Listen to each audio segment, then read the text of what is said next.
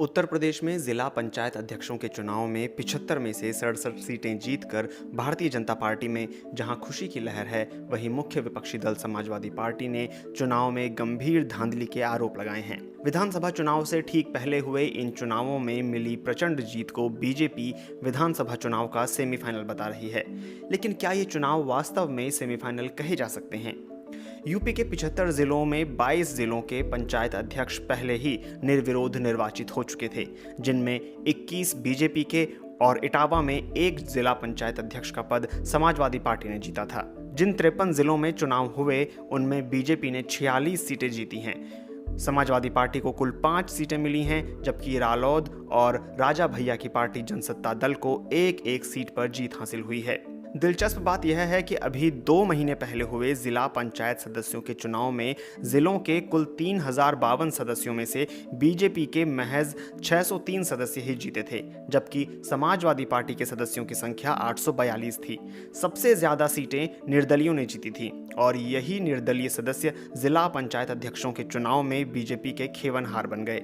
जिला पंचायत सदस्यों के चुनाव में कांग्रेस और बसपा ने भी उम्मीदवार खड़े किए थे, लेकिन पंचायत अध्यक्ष के चुनाव में बहुजन समाज पार्टी ने किनारा कर लिया और कांग्रेस ने जालौन और रायबरेली में अपने उम्मीदवार खड़े किए, लेकिन दोनों ही उम्मीदवारों को हार का सामना करना पड़ा।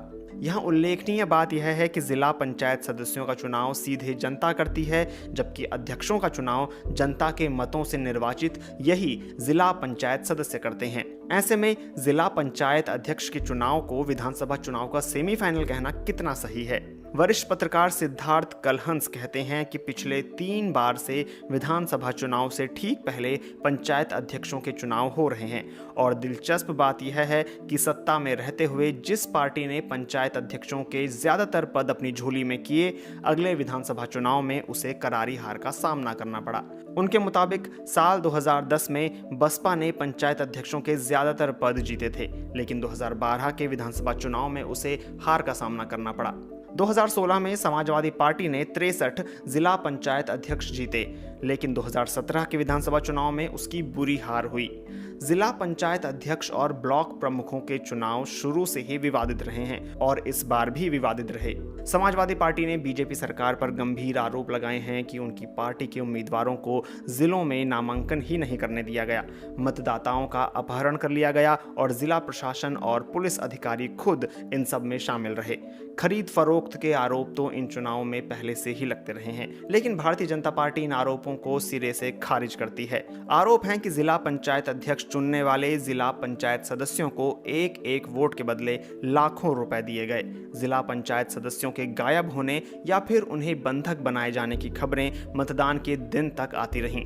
परोक्ष निर्वाचन के जरिए चुने जाने वाले जिला पंचायत अध्यक्षों का निर्वाचन पहले भी विवादित रहा है और आमतौर पर यह कहा जाता है कि अध्यक्ष पद पर अक्सर उसी पार्टी के उम्मीदवार जीत जाते हैं जिस पार्टी की राज्य में सरकार होती है।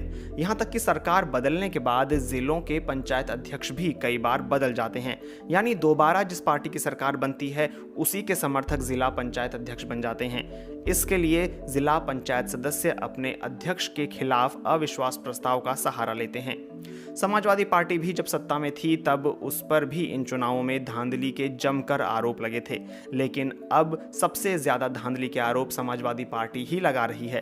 भारतीय जनता पार्टी निर्दलीय उम्मीदवारों के समर्थन का दावा भले ही कर रही हो, लेकिन जिला पंचायत सदस्यों को पार्टी का अधिकृत उम्मीदवार बनाकर मैदान में उतारने की शुरुआत उसने ही की है। यही वजह है कि इस बार अन्य दलों ने भी अपने अधिकृत उम्मीदवारों की सूची जारी की, लेकिन बीजेपी उम्मीदवारों को ही हराकर आए निर्दलीय उम्मीदवार उसी पार्टी के समर्थक बन जाएंगे, यह बात किसी के गले नहीं उतरती है। वरिष्ठ पत्रकार सिद्धार्थ कलहंस कहते हैं कि इसमें कोई आश्चर्य नहीं है।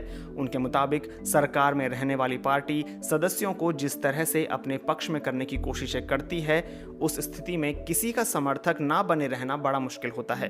पैसों के लालच से लेकर हर तरह के हथकंडे अपनाए जाते हैं। एक जिले में 30-40 लोगों का वोट लेना होता है और जब सरकार चाह ही लेती है तो उसे हासिल कर भी लेती है। लेकिन ये जरूर है कि पार्टी विद डिफरेंस का दावा करने वाली पार्टी पर भी अगर ऐसे आक्षेप लग रहे हैं तो इससे मतदाताओं को निराशा जरूर होगी।